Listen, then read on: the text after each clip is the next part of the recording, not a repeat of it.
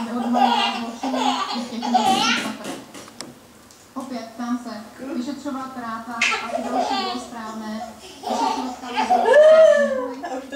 co se mělo stát s policejními vyšetřovateli za těch pár týdnů, které dělí kauzu českého ex-hejtmana a lidovecké ex-ministry.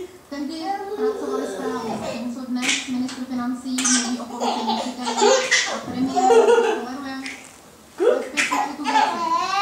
Všichni, policisté, politici i celá široká veřejnost máme právo vědět, zda Miroslav Kalousek ovlivňoval a zastrašoval policejní důstojníky. Na to ovšem generální inspekce bezpečnostní neodpoví.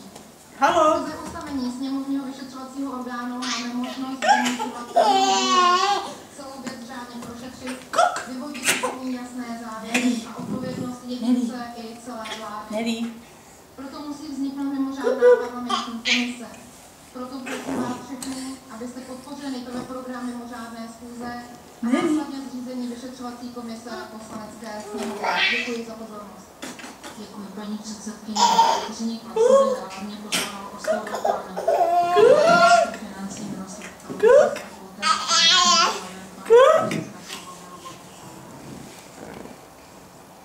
Prosím, pane ministře.